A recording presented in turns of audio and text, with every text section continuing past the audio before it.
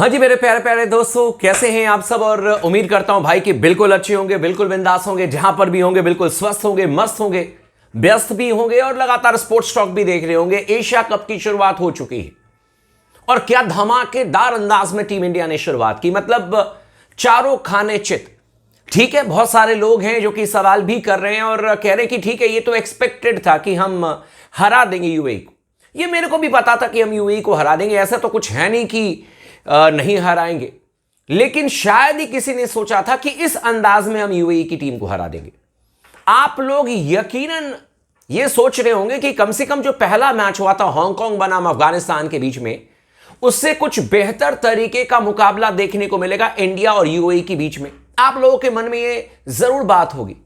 और यूएई की टीम ने शुरुआत भी अच्छी कर दी थी, 26 रन तक कोई विकेट उनके निकले नहीं थे, लेकिन अचानक ही यूएई की टीम 57 रनों पर ऑल आउट हो जाती है। भारतीय टीम 4.3 या 4 ओवर में मैच जीत जाती है और कहा जा रहा है कि यह शायद रिकॉर्ड बना दिया टीम इंडिया ने सबसे तेज रन चेज करने का। इससे पहले 5 ओवर का था T20 इंटरनेशनल में, जो कि टीम इंडिया ने 4.5 ओवर में रन चेज कर लिया।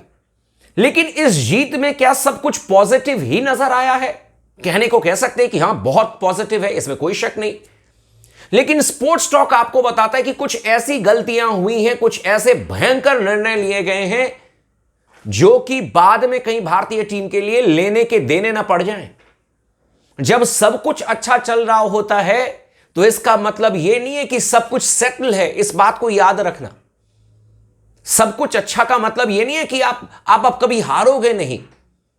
भारतीय टीम का main target 2026 T20 world cup है और ये तमाम चीजें 10 दिन 15 दिन पहले से स्पोर्ट्स टॉक पर हमने चर्चा की। आप लोगों को याद भी होगा, अगर याद होगा तो वीडियो को लाइक कर देना और कमेंट में कहना कि हां जी, आपने ये बात कही थी कि नहीं कही थी।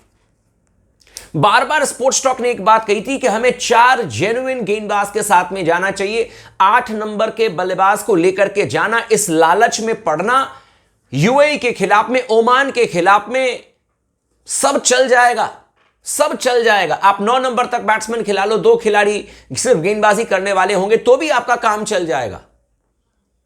लेकिन क्या T20 वर्ल्ड कप 2026 में अगर आप इसी रोड मैप के साथ में जाओगे, जहां पर कि स्पेशली मैं मेंशन करना चाहूंगा कि हार्दिक पांड्या से अगर गेंदबाजी की शुरुआत कराओगे, या अगर जसप्रीत बुमराह पहला ओवर डालेंगे और हार्दिक पांड्या अगर दूसरा ओवर डालेंगे और आपको लग रहा है कि काम चल जाएगा, तो काम चलेगा नहीं। क्यों, मैं आपको बता देता हूं। इस बात को एकदम कान खोल करके सुन लेना। कल यूएई की टीम जो फंसी है ना, 26 रन पर उनका पहला विकेट निकला और आप सोचो कि उन्होंने पहले ही ओवर में 2 चौके लगाए थे। शरफू करके उनके जो बैट्समैन थे, उन्होंने पहले ओवर में 2 चौका लगाया हार्दिक पांड्या के खिलाफ में। फिर जसप्रीत बुमराह के अगले ओवर में जो उनके कैप्टन थे, उन्होंने 1 चौका जड़ दिया। मैं आपको बता रहा हूं कि अगर इस तरीके की शुरुआत किसी ढंग की टीम के खिलाफ, मान लीजिए कि अगर चलो ठीक है, इस टूर्नामेंट में एक पाकिस्तान की टीम है जो कि थोड़ा बहुत चैलेंज कर सकती है। अगर पाकिस्तान की टीम को यह शुरुआत मिल जाती तो हो सकता था कि लेने के देने पड़ जाते। और मैं एकदम जेन्युइन बात बता रहा हूं, Hardik Pandya as a new ball fast bowler मेरे को तो बिल्कुल सूट नहीं कर रहे।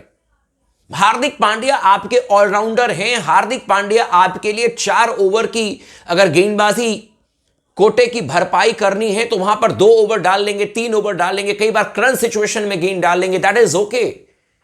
लेकिन हार्दिक पांड्या आपके सेकंड फास्ट बॉलर होंगे जसप्रीत बुमराह के साथ में। ये चीजें मेरे को डाइजेस्ट नहीं हो रही हैं और ये कमजोरी आपको यूएई के खिलाफ में समझ में नहीं आएगी। ये कमजोरी आपको बड़ी टीम के खिलाफ में, बड़े मैच में नजर आएंगे। सुपर 4 में आप फंस जाओगे अगर श्रीलंका सामने हो, पाकिस्तान सामने हो, या फिर कोई भी टीम हो, बांग्लादेश हो, या फिर आपके थोड़े बहुत अफगानिस्तान हो। अफगानिस्तान की बैटिंग कमजोर है बाय द वे, लेकिन ये T20 वर्ल्ड कप में काम नहीं चलेगा।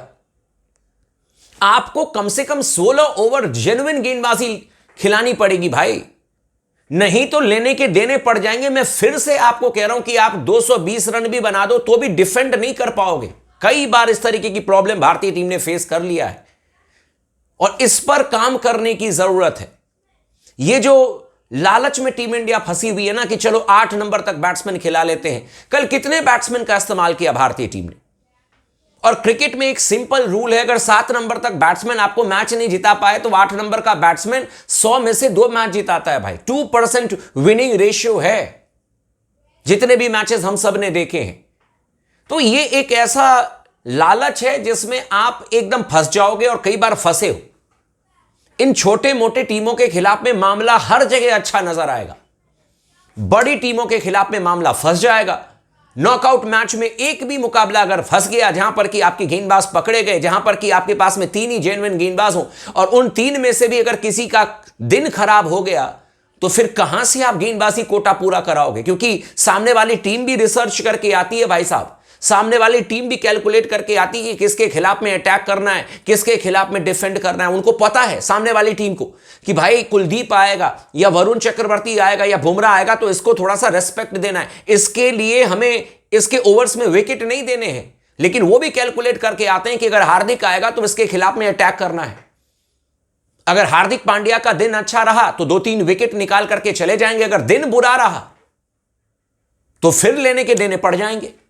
शिवम दुबे का कल दिन अच्छा था, कल वो कमाल के गेंदबाज बन गए, 3 विकेट ले गए। लेकिन मैं अभी भी कन्विंस नहीं हूं शिवम दुबे, आपको लगता है कि 3 विकेट जिस तरीके से इन्होंने यूएई के खिलाफ में लिया, इन गेंदों पर ये बड़ी टीमों के खिलाफ में विकेट निकाल पाते?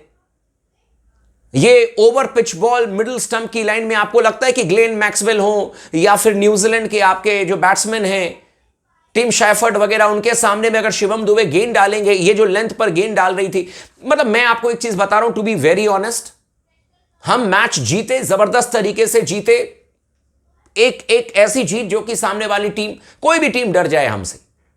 लेकिन मैं प्लानिंग बड़ी टीमों के खिलाफ करके चलता हूं। बड़ी टीमों के खिलाफ में यह गेंदबाजी लाइनअप मुझे कमजोर नजर आई, बिकॉज कुलदीप यादव, वरुण चक्रवर्ती, जसप्रीत बुमराह, इन तीनों गेंदबाजों के ऊपर में सबसे ज्यादा जिम्मेदारी हो जाती है कि भाई आप विकेट निकाल करके दो। आप किसी भी तरीके से सामने वाली टीम के अगर बल्लेबाज रन बना रहे, पार्टनरशिप लग गई तो उनको तोड़ दो। और कई बार ऐसा होता है कि आपके फ्रंट लाइन गेंदबाज मात खा जाते हैं, कई बार आपके फ्रंट लाइन गेंदबाज बहुत ज्यादा रन देने लग जाते हैं, फिर तो भारतीय टीम के पास में 2 ही जेन्युइन गेंदबाज बचेंगे। ऐसे में मुश्किलें बहुत बढ़ जाएगी। संजू सैमसन मध्य क्रम में खेलेंगे, 5 नंबर, 6 नंबर, 7 नंबर, वॉटेवर जहां पर आप खिलाओगे, इस पर भी थोड़ा सा ध्यान देने की जरूरत है, क्योंकि सैमसन का रिकॉर्ड बहुत अच्छा नहीं है नीचे। और यह भी देखना होगा कि संजू सैमसन जब भी मौका मिलेगा बड़े मैचेस में या करंट सिचुएशन में, संजू बाबा किस तरीके से प्रदर्शन करते हैं। क्योंकि डीके को याद होगा आपको, दिनेश कार्तिक को हमने T20 वर्ल्ड कप 2022 में खिलाया था रोहित शर्मा ने, और वो तो मध्य क्रम के बल्लेबाज थे। लेकिन डीके भी आकर के बहुत ज्यादा भारतीय टीम के लिए बेहतर काम नहीं कर पाए थे उस वर्ल्ड कप में। और संजू सैमसन जो कि ओपनर है, उनको तो हमने स्विच कर दिया मध्य क्रम में। तो इस पर भी भारतीय टीम को थोड़ा सा ध्यान देने की जरूरत है। अर्शदीप सिंह की जरूरत है भाई साहब भारतीय टीम को। चैंपियन गेंदबाज है, लेकिन उनको बाहर आपने किया है। मैं फिर से टीम इंडिया को और सूर्य कुमार यादव को विथ ड्यू रिस्पेक्ट कहना चाहता हूं, देखो 8 बैट्समैन ठीक है, लेकिन भाई अगर डिफेंड करने वाला गेंदबाज नहीं होगा ना, तो बड़ी टीमों के खिलाफ में मामला फंस जाएगा। बाकी आप भी अपनी राय दीजिएगा, चैनल को सब्सक्राइब कर लीजिएगा, वीडियो को लाइक कर लीजिएगा, लगातार बने रहे स्पोर्ट्स टॉक के साथ में।